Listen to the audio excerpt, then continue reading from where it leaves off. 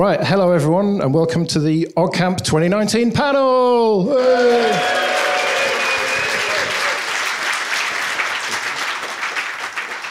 Before we start, I just want to say a quick thank you to the sponsors, Entraware, IBM, Ubuntu, OpenSUSE, and 8 Circles. Thank you to all of them. Yeah, give them a round of applause. I'm Joe Ressington. I produce, host, and edit podcasts for Jupiter Broadcasting, which is part of Linux Academy. And the panel before you are Caroline Keep. Hi, Caroline Keep, founder of MakeFest, the biggest digital making festival in the UK, first school makerspace in the UK, and I do a podcast with Dan. It's a little bit of a dirty podcast, not safe for work. It wouldn't pass the code of conduct, I'll give it that. No. And Josh Lowe. Yeah, hi, I'm Josh, and I create EduBlocks, which is a drag-and-drop version of Python.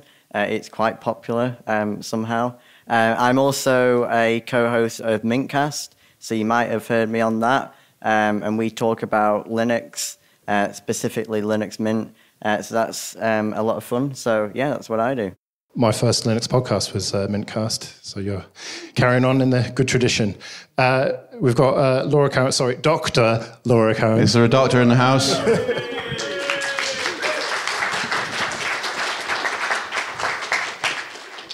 So I'm a developer advocate at IBM in open source software, and I've just finished my PhD in environmental psychology.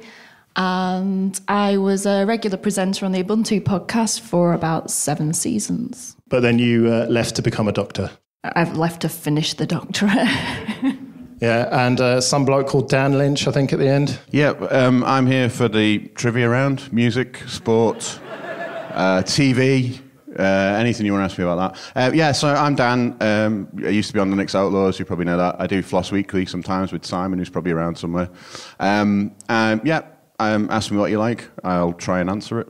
Yeah, so this is going to be questions-based. We had some questions submitted in advance. We'll get through them, and if we have time, we might have some questions from the audience. We'll have to see how it goes. So the first question then is, what's your best OggCamp memory? Let's start with Laura. You've been to quite a few of these. What's your best memory from OggCamp? Not expecting anybody to turn up, and then looking down the staircase at the Connaught Hotel where we had it. And there being like 75 people queuing up the staircase, which was just amazing. And that was just my best OggCamp memory. Nice. What about you, Dan?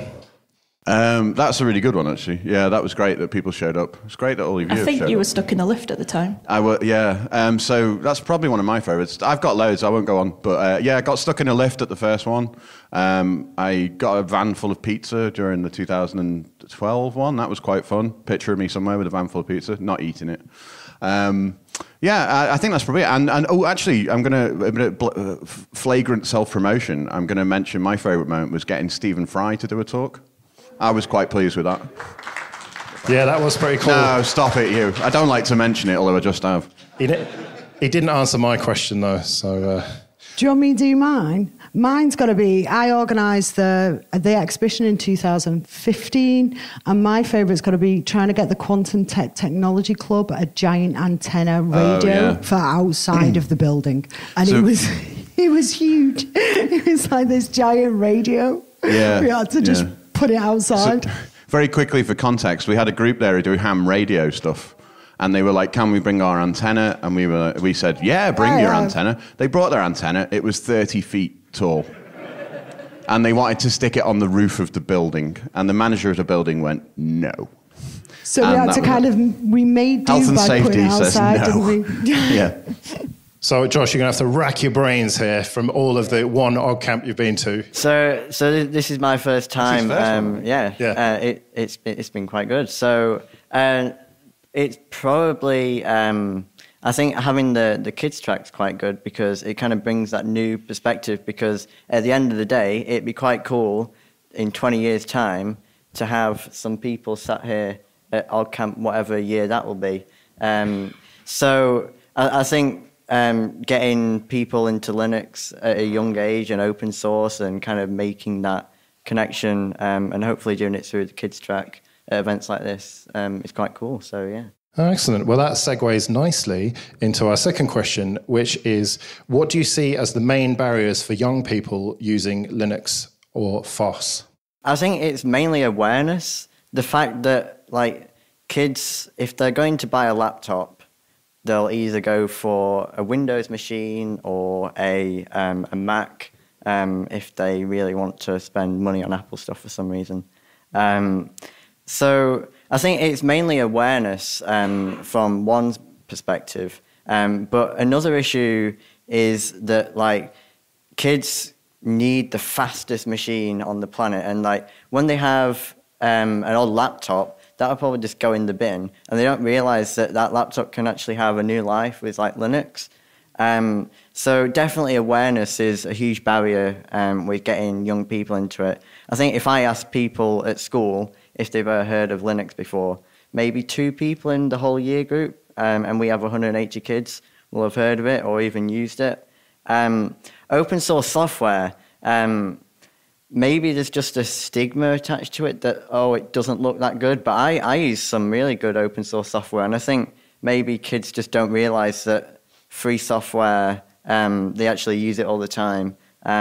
So a barrier is maybe just awareness with both of them, really, with young people. Yeah, do you know people who use OBS, for example? Yeah, there's probably loads of streamers that are kids my age that use it and don't really know it, don't they? All the game streamers. But presumably they only know it's free as in beer rather than free as in freedom then. Yeah. I'd probably add to that. So I can say that from a school perspective, we're pretty lucky to have, I'm the founder of the first makerspace in a school. So I actually have a session where we introduce open source and what open source is and the difference between free and freedom, and also what software is out there that you can use. So our kids tend to pick it up much more, but I think that's exposure.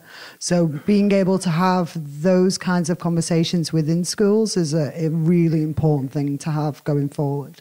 What about barriers for young people getting into tech generally? That I'd probably say is the same. Tech in generally is not really catered for at the moment. I don't think for the competence that you could have, the real engagement that you need, the types that Josh, it'd be a perfect example of, isn't really there in schools. The average amount of time that students are spending doing computer science overall is decreasing in comparison to what it was 5 years ago in ICT. The numbers are going down, they're not going up. We're putting a lot of funding into it, but not a lot's coming out of it. And it's probably because it's been done in such a prescriptive way that it's not quite the creative and interesting and engaging thing we need it to be. We've done a lot of stuff. Joss has done many, many Make Fests. And it's kind of, you get a project that you really like and you're totally enthusiastic about it and you get really into it and you build it, and that's how you develop those skills. It's not necessarily do this task and regurgitate it on screen and then do this task and then regurgitate it. So you makerspaces, and there are many of them popping up, Pat Links, Neston, plenty of them behind me, that are coming together now to offer those particular type of skills for young people, to really get them engaged in their own projects, their own learning, their own open source projects. Because at the moment, if you look at the tech that kids have access to compared to when we were kids, they've got so much more access, but it's generally more of a kind of consuming, isn't it? Kids are very led down one direction. I was having a good conversation a minute ago with some of the guys from the Open Rights group. The school environment is very much being driven towards a sort of a consumer base. A lot of the major tech firms invest in schools, they're putting stuff into schools, but it's very much use our technology and use it frequently, but don't be able to see what it is, don't be able to look at it, don't be able to do anything with it because we want you to consume it. So really being able to take something apart and see what it's made of is an essential skill. And our generation, I think, did have a lot of that. There were a lot of open source projects. You could hack into something and see a lot of it didn't looked. work. That was the I know, problem. but that's not the point. You'd be there trying to load a ZX Spectrum game and it doesn't work. No, I know. But at least that was an option for young people. Yeah. It wasn't screen-based. You can't get into it. It's proprietary. You can't access it. Now a lot of it is screen-based, proprietary. You can't access it. Mm-hmm. So I think that shift's happened, and now we've kind of got to shift back. Isn't it a case, though, that not everyone not all kids have the inclination for it. No, that's fine. Not all the kids have the inclination for art, but we still do that. Yeah, fair enough. Because there's an experiment that I like to do when I have a group of people together, especially Linux people. Everyone put your hand up if, when you were a kid, you looked inside the toilet cistern to see how it worked. Yeah. Almost everyone. 50% of the panel, but not all of us. Yeah, almost everyone. And, I think that there's more than two types of people, but, I break it down to people who did look in the cistern and people who didn't. And you'd probably find that the kids who are enthusiastic do that because they want to know how things work, right? I think with that one, not to go on about it, I think it's exposure. So I teach, last week I was doing robotics. Some of my girls were well into it last week and they really love the robotics. Some of my lads not so much. And you get different genders, different mixes. Some of my girls like wearable tech. Some of them really love 3D printing. Some of them hate it. Some of them are very much into open source projects. Some of them really like Linux. Some of them really like Raspberry Pi. But they have the option with ours where they all get exposure and they can all pursue it at their rate. And that's the difference. I think with majority of schools, as I said, most of them get exposure to art. Not all of us are. I'm certainly not artistic, but I still got art lessons. So having a series where you can expose kids to a range of technologies so that they can pick for themselves. They're more than smart enough to be able to pick their own choices. Yeah, I think going back to the school point of kids, computer science and coding and tech just is not done right in schools. I really don't want to turn this into a political debate, but we all know who's to blame for that. Are you going to blame the Tories? So it's not a good debate to get into with us two on this panel. Mention the B word. I think that the way computer science is taught at my age, so GCSE, is just boring. It is not taught right. It's not the teacher's fault. It's the curriculum. The curriculum's just not fit for purpose. It needs to change, and that is why we're seeing the numbers dropping. And it gets frustrating as someone who likes tech and likes coding and likes computers to see every single year the same BBC News article coming out saying, "Oh, numbers have dropped in computer science," and then you actually look at the past year and you think, well, what have they actually changed about it? The same article's been released for the past 3 years, yet nothing's actually been changed. So I proposed the idea on Twitter of making a project-based curriculum where kids have 10 projects, let's say, in the 2-year course, and they apply the theory side, like binary and that, is important, but why not apply that into projects that kids will actually be engaged with? And then we might see a increase in numbers, but the Department for Education probably won't listen to me because I'm a 15-year-old. But that's my idea anyway. Yeah, they definitely should.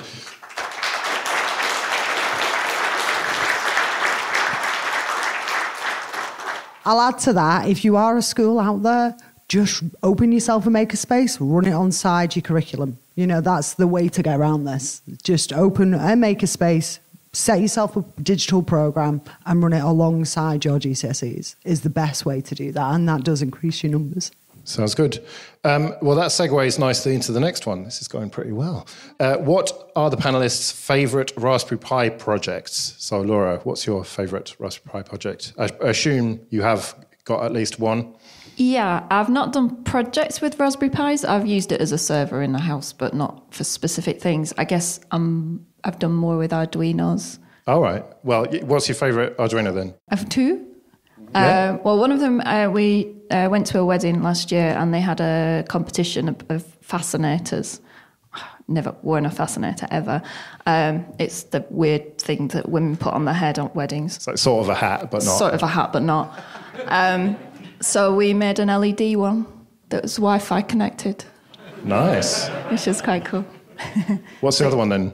That was Jedi lights. So along the back of my headboard, so I'd had a light that could switch on easily. You just wave your hand and the lights came on. Nice. And it went rainbow colours. Excellent. What about you, Dan? That does sound exciting. I haven't done anything that exciting compared to this. Mine are kind of boring. I've got about 3 Raspberry Pis at home. One of them's an OpenVPN server, so that'd be one of my favorite projects. Although that really I can't take any credit for because I used PyVPN, which you just enter a command and let it like curl a bash thing in, which is probably incredibly insecure. Yeah, then run it as root. And then they run it as from the Chinese government, yeah. So I've got that. It's one of my favorites. And then other ones, I don't know, I've failed at a lot of Raspberry Pi projects, to be honest. I tried to make a Pycroft, which... the Mycroft voice thing, which once had Popey's voice, I believe. Did it tell you what beans were? Yeah. It failed for some reason, and I never got back to doing it again. But mine are probably quite basic. I use them mainly for home servers, like Laura was saying. I'm going to stick with the OpenVPN project because I do use that a lot actually to dial into my home network, and it just runs, and it uses hardly any electricity, and it's quiet. Fair enough, Josh. So one project is not necessarily my project, but the Pimoroni Picade kit that they've made. I think that's just such a unique use of the Raspberry Pi that like you can build your own like model size arcade cabinet and like play really retro games. Obviously, like I know none of them, but yeah, I just think that's a really cool application of it, and it's kind of like a hybrid between the MicBit and a Raspberry Pi project. But Lorraine Underwood, you might have seen it on Twitter. It kind of went viral about a year ago. She built an 8x8 LED cube, not like one that size, but it was out of ping pong balls and copper rods, and it was controlled by the Raspberry Pi or the MicBit.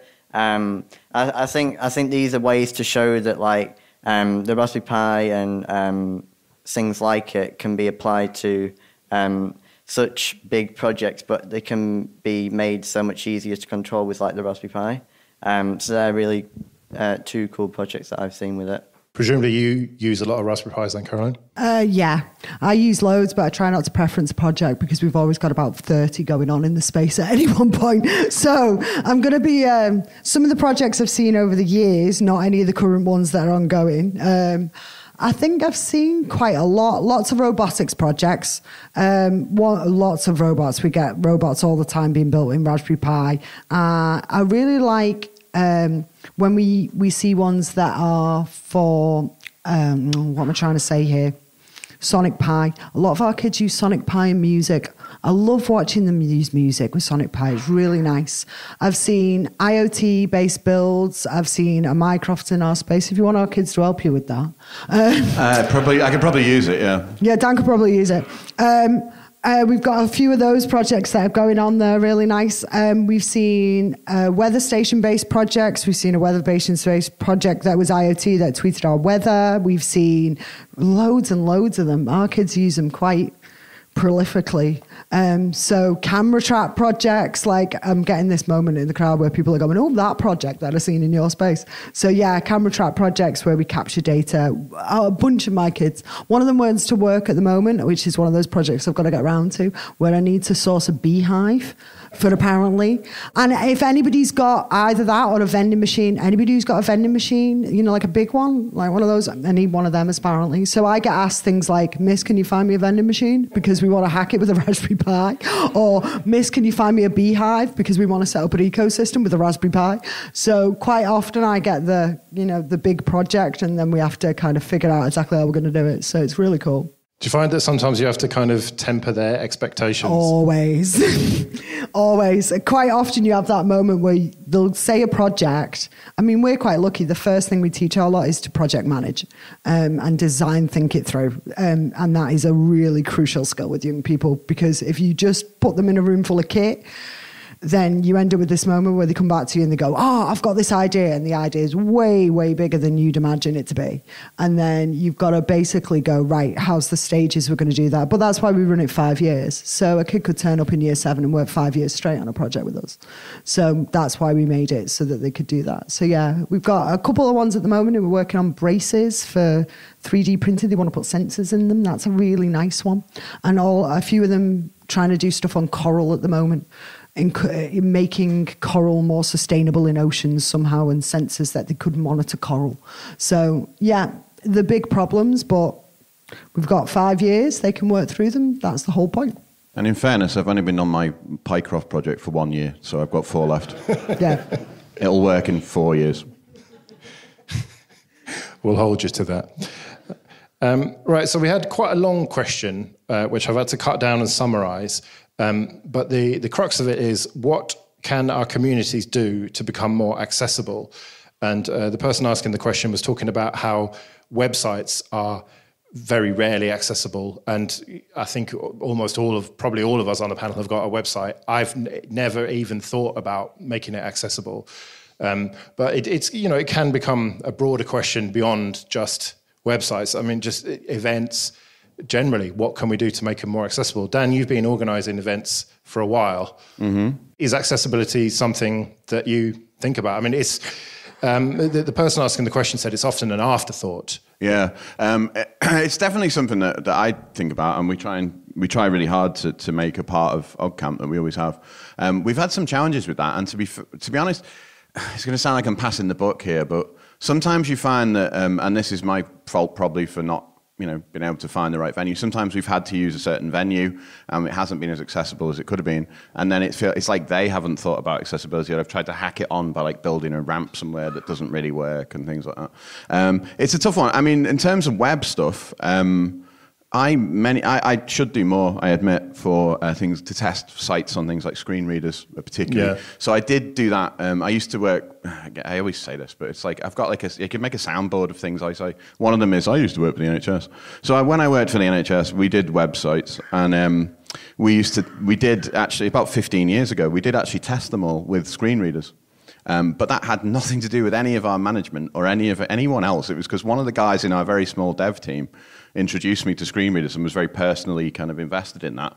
And we chose to do that, and it was great. And we did. We tested every site. We made sure you could listen. We used things like Orca and other things to test that you could use a screen reader. So I'm sure most people probably know, but a screen reader in this sense is something that will read the text from the website to you. Did you test it with the screen off? I mean, it sounds like a funny thing to say, but... Yeah.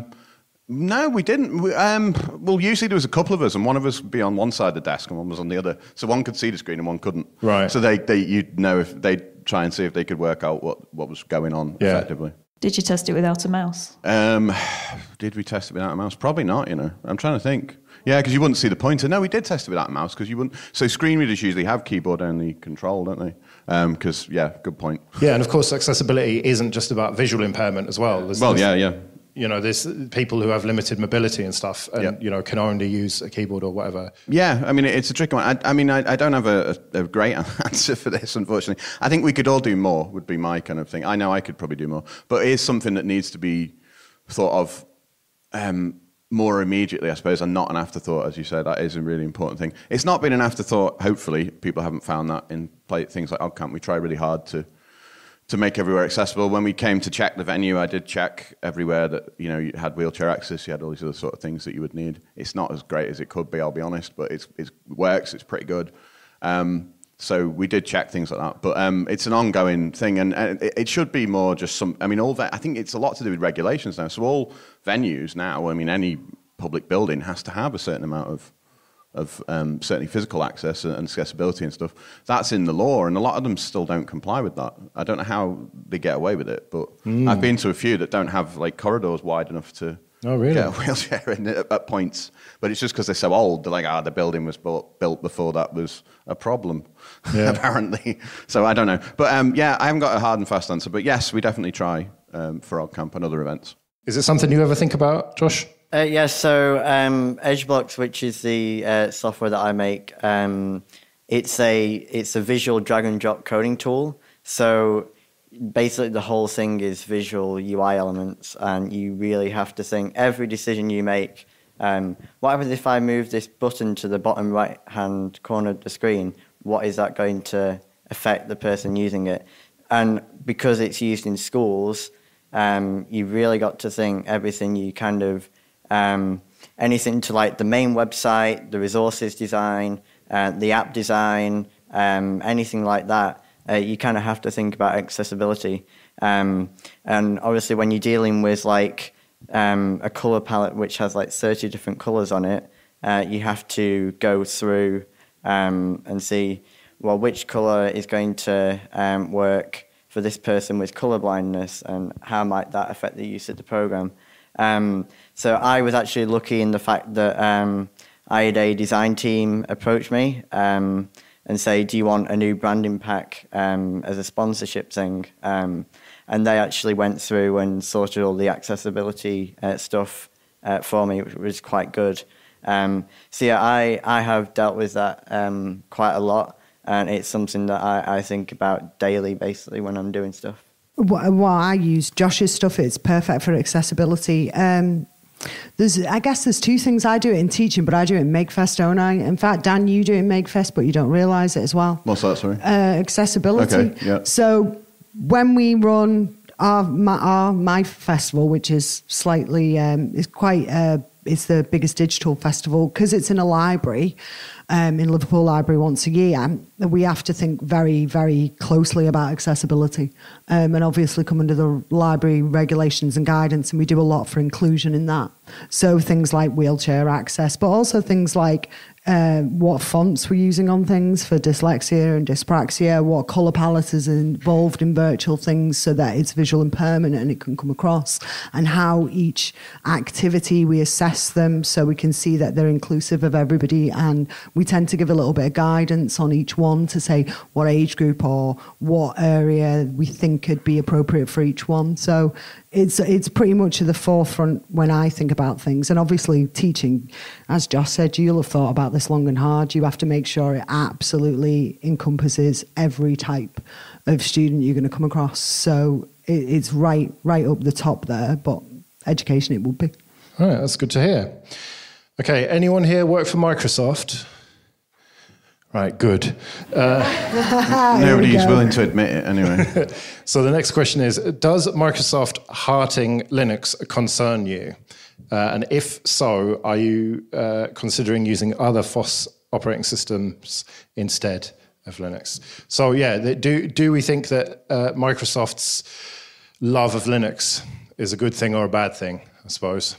I'm curious to hear the arguments of it being a bad thing beyond just reaction to Microsoft. Well, beyond the history. Yeah, but specifically what? I mean, Microsoft's very different now from what it used to be. Well, okay, right, let's have a show of hands from the audience. Okay, so Microsoft and their love and involvement with Linux, is it will do good, meh, and bad? So broadly a good thing, hands up. Meh and bad. So only a very small number of bad, the scattering of meh and quite a lot of good. I'm interested that you said, would it make, or the question, whoever asked the question said, would it make you use other FOSS operating systems? So are we talking BSD or something? Well, I assume so, yeah. So without getting too without getting too difficult about it, if I was, why would I go to BSD when I've got an operating system that's under the GPL, which is protected by the GPL, and go to a BSD system with a BSD license where it could be taken and turned into Mac OS like it was before, and all these other things? I don't think that's better or safer, in my opinion. Nothing wrong with BSD, it's great, but legally, it's definitely not safer. From a licensing point of view, I don't think, if you care about your stuff staying open source. Yeah, is Wimpy in? Have a drink, licensing mentioned on the panel. Yay. Josh, you use Linux a little bit. Yeah, are you worried by it? I think it's a good thing. Going back to the second question that we talked about of young people barriers into Linux. You know, these people are using Windows, and if Microsoft are putting a subsystem for Linux in the operating system that these young people already using, that's going to increase exposure to the Linux world, and maybe I just see it as a good thing, because I actually have been using it for the past few months, and from what I can see, it's not going to replace Linux, because, for example, what I use it for mainly is running a Node.js server so I can do the development for EduBlocks.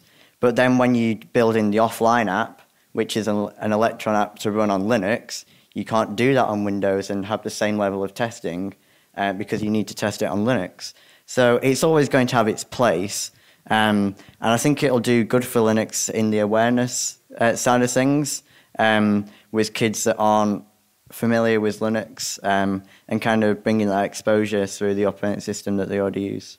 This is a hard one, this one, Dan. It's like, I think the nerves are there because I suspect of how Microsoft's rep used to be with the open source community. But I think me and Dan have said this before. I think that you said to me a while back ago when we were debating this, I think that argument's gone. The open source community have sort of won that argument, I think. I think Microsoft has to come more on board with the open source community than fight it, really. Yeah, and they have done. Yeah, I think they have done, and I think they're changing. So I suspect the question is, really, do you trust the change that's and do you forgive them? Do you forgive them their sins? So the issue is... maybe. The issue is to kind of play devil's advocate a little bit here, because it seems like everybody agrees almost on the panel, and I feel a bit bad because there's clearly people in the audience who feel strongly about it. The argument is, and I understand why, that in 2002, I'm going to roll it out again, Steve Ballmer came out and called Linux a cancer that needed to be eradicated, and all other stuff, and that was really offensive. To be called a cancer is quite an offensive thing, I would imagine, and so you need to be eradicated and all that. And I had friends who were personally hurt by that, and they took it personally for whatever reason, and I don't think they'd forgive them so quickly. But the difference is, in my opinion, that Microsoft isn't Steve Ballmer. He was the guy who was there at the time. He had an opinion, clearly a very strong one. He had a way of doing things, which it was like eradicate anybody who might be competition. But they've been under new management for a long time now, and they've changed a lot of their policies. I'm not saying they're perfect, because that nobody is, but they've changed a lot, and they've hired a lot of the top open source developers. And they're paying them to work in the same way that, like, Google and other people who seem to get a lot of love from a lot of the open source people who often aren't any better towards open source projects, if I'm honest. They get a lot of love for employing people who do, Python for half of their time, like Guido van Rossum, and then do Google stuff in the rest of their time. Microsoft are doing that as well now. So if you agree with Google doing it, then you should be happy that Microsoft are doing it too. I can probably say one thing, if you say that, then if you agree with Google doing it, you agree with Microsoft doing it, is that I see school databases, I see us all using different types of software in schools. I will say that having had a good look at how Microsoft use and how their views are on data privacy regarding students' information, I'm much happier with Microsoft than I am with Google. And I think that's where my line comes in for that. Do we really want all their information going out the door? So, that's how I see it. So maybe friendly skepticism. Can I have that? I guess I'm curious of what people are worried about them doing, because I know the whole history side of things and whether you trust them and whether you can forgive and all that kind of thing. But what are people worried about them doing by declaring they love Linux? I think... obviously, Microsoft, I don't know how long, it might have been a year and a half ago, bought out GitHub. And I remember when that was announced, everyone was panicking, switching their accounts off, moving to GitLab. And then you look at the past year and a half and you think, Microsoft acquiring GitHub has and then the GitHub have added so many new features and put developers first in the past year and a half, I think they have ever done. And I go to a lot of Python events and PyCon. The PyCon America, their main sponsor is Microsoft. And before Microsoft adopted the whole Linux and open source thing, you didn't really see Microsoft at all of these events. But now every one I go to, I can't remember an event that didn't have Microsoft as its main sponsor. Yeah, very quickly on that point, sorry, Josh. If anybody went to FOSDEM this year, FOSDEM, the biggest community, free software, open source community event in the world, huge, 10,000 odd people. The two sponsors were Google and Microsoft. Yeah. And I looked at that on the thing and I was like, what the? I was sat in a talk about data privacy and I opened the brochure and it said, Google, Microsoft. And I was like, oh. And I think my opinion is that's what I've got my eye on more. Yeah. What's their attitudes towards that? because I know Microsoft, I asked when I seen them at BET, the big educational conference, and they were very clear that their position is very much about, we have a product and we want you to get this product, but we are very interested in protecting your data, whilst Google were less so. What about the idea that the management at Microsoft now are very friendly to us, and the direction of travel of Microsoft is positive, but that could easily change? And is that not something to be worried about? Yeah, I think we, obviously, Microsoft could be playing all nice guy at the minute, and then in 2 or 3 years' time, they could just take advantage of the whole thing. But from what we've seen in the past few years, I don't think that'll happen, because Microsoft have kind of built up such a reputation within this community and such a acknowledgement as nice people and trying to do good for open source and Linux, that they kind of won't go back on the decision of being nice to everyone. So I don't think we should cross out the idea of Microsoft kind of like in a few years taking advantage, but like I really don't think they'll do it. Yeah, they could absolutely change course, but the thing is that if they're contributing to the Linux kernel under the license of the Linux kernel, I'm doing it again, sorry. One for you, Martin. Another one for you. But if they're contributing under the GPL, V2, albeit, but still, then they can't later go, actually, we want that code back. Or they could stop developing it. They could employ a load of developers and people just think, we don't need to develop it, to a point where they are the only people developing a certain point, then drop it. But that doesn't mean that other people can't then pick it up. They can never own it in that way. They can never say, this is ours, we own it all, secret source, you're done kind of thing. So I think, basically what Laura said, I mean, what are people worried about them doing in that sense? Well, you have to ask, what's their motivation? I mean, what do you all think their motivation is for doing it? They're not doing it just for a laugh or to be nice, are they? It's where the market is. You've got to be with developers and you've got to have open source on your side and to get to developers now. So I think that's what they're doing really well. They're recruiting some of the best developer advocates into the company at the moment. Change of job coming up. And you see people going there and you're like, people coming from, they've left Oracle, they've gone to Microsoft, or they've left, it just is. And at the point where they feel that it's not working out, they'll start leaving. I mean, we see, don't we, that Microsoft are now doing MakeCode, and they put so much money behind this kids coding platform and putting it into schools. Categorically. And that's not something that we could ever have imagined 10 years ago, that Microsoft would actually be building an open source coding platform for kids. I think it's no strings as well. Yeah. And that's the main thing. I think, don't get me wrong, Dan, I felt that level of skepticism. I have, but I think I've seen several interviews and I researched the life out of it before I decided this one. But in all honesty, I think their attitudes have changed. I think where they came very out and said maybe they were wrong with the open source community and maybe they needed to change. And I think these last years they really have.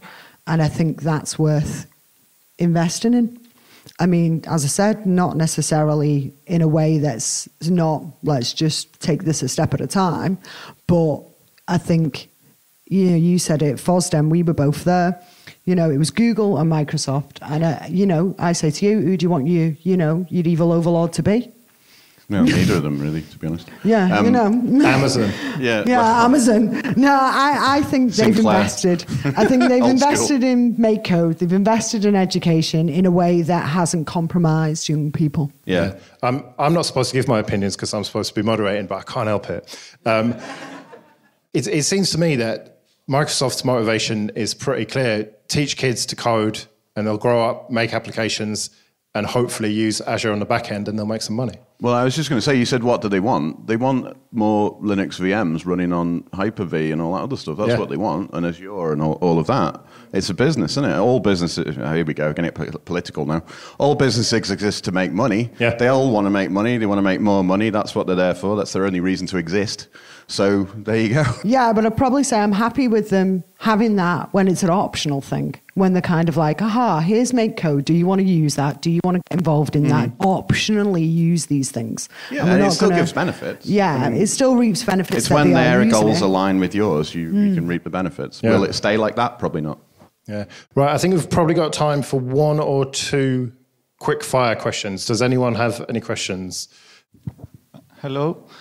I'm guessing all of you have tried to install Linux on the laptop or the desktop. I'm wondering how many of you have tried to install a custom ROM on your phones? Custom ROM? I've done that. I used to use CyanogenMod years ago. I used other things. It's got a lot harder, though. So going back to Google again, they've made it harder and harder and harder to install anything else on an Android phone. It used to be not that hard to like flash another bootloader on it and do all the rest of it. And now they do all these things where, like, if you don't press a certain button when you switch it on after you flash it the first time, it reflashes itself back to the Google thing. And it's become more and more locked down. Just a very quick thing then. If serious alternatives, how many people have used Replicant, for example? That's still going, the Replicant project. It's a fork of Android. So there's one person at the back who's used Replicant. There you go. And F-Droid and stuff like that. Anyone use F-Droid? Which is, there you go. Okay, so F-Droid's more popular as a free app store that works. So I'm the only one. Well, the questions for this panel have been read off my OnePlus 3T running Lineage. Okay, there you go. Albeit with Google Apps as well. But, with evil added. Half. I run a full Android phone, so I've got no room to criticise. I just want it to work. Any other questions? On mobile devices, are any of you excited for things like the Pine phone, that there's actually going to be a choice of operating systems to run on? It's a small niche effort for enthusiasts, but it is going to be widely available to anyone, not just developers, early next year. So, and they're collaborating with developers of several operating systems to make sure they'll run on the device as is when it's released. You're looking at me again. I haven't tried the Pine phone or looked at it, but I do. Well, it's not available yet, but I haven't properly kind of looked into it yet. But I do really like the Pine book and some of the other stuff that they're doing, Pine 64. When I was at an event last year in Edinburgh, they were showing me their KDE, the KDE Plasma stuff as a phone user experience on a tablet, a Pine tablet at the time. It looks great, but it's the same old problem of to reach end users. I had the problem of, like, how do I install, I can't remember what it was, just some app, like something evil, let's say like WhatsApp, because I use that. And they were like, oh, you can't at the moment. So for most people I know, they'd be like, well, that's no use to me. Well, yeah, I mean, they've never have sold it as anything other than a phone for hackers and tinkerers. Right, okay. What about the Librem 5 then, in that case? Is anybody interested in that? No? Okay. I don't know much about it. I just know that was the big hope for a free phone at one time. If you remember, when we were at FOSDEM, we attended one, and we were talking about this I think, on the opening day. They were saying about actually having phones and the apps that you'd want to use. It's become increasingly difficult to actually have the apps that you want on a phone that isn't one of the major, Android, or because you can't just shoot. And who was it who was speaking? One of your lot? Probably Bradley or Karen. Bradley, I think it was, and Karen from the Free Software. One of your lot. Yeah, one of your lot. And it was literally, she couldn't find a way without Google Maps, but she just got sick of it. That was Karen Sandler from Software Freedom Conservancy. Yeah, and we were talking afterwards, and she said, I just got so sick of it that in the end, I just sort of gave in. Yeah, it's difficult. I mean, hopefully we've been talking about does anyone remember the green phone from years ago? That was like the Linux phone. It was like, it's the green phone and it's going to be massive, and Trolltech or whatever. And it never quite made it, unfortunately. The problem is the mobile world seems to be even more cutthroat than any other part of technology, because they're always trying to kill each other. All these people, you've got Microsoft coming in, kill Nokia, all that stuff, and then they make the teams compete with each other or inside these mobile companies. And it feels like you can be at the top 1 minute and dead within a year in the mobile industry, like completely dead. Yeah. A lot of people don't know that UbiPorts continues on from where Ubuntu Touch was dropped by Canonical.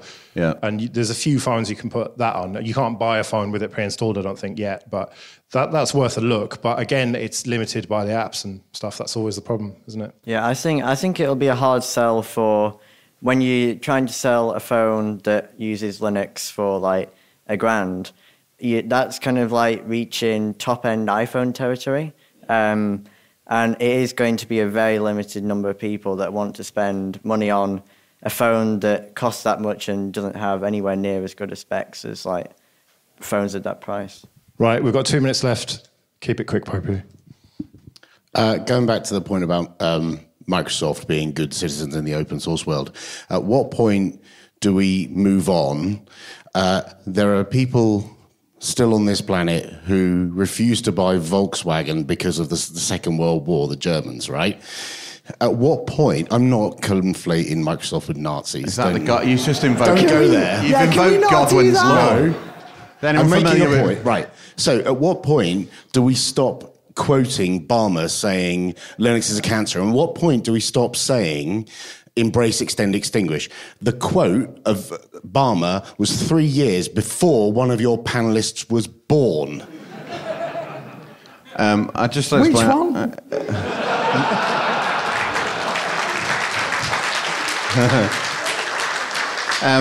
Yeah, it's a good point. As I said before, I did preface all of what I said there by saying, to play devil's advocate, here's what people think. So I don't necessarily agree with that myself, but I do think at some point you have to move on. Yeah, that's true. I mean, if you can't forgive and you don't believe people can ever change, then it's a sad place to be, because you must believe the world can never change and we're all doomed and all the rest of it. So, cheer up a bit. What a great note to end on. And on that passive-aggressive, cheerful note. Yeah. So, thank you to Dan Lynch, Dr. Laura Cowen, Josh Lowe, and Caroline Keep. And I've been Joe Ressington. Thank you very much.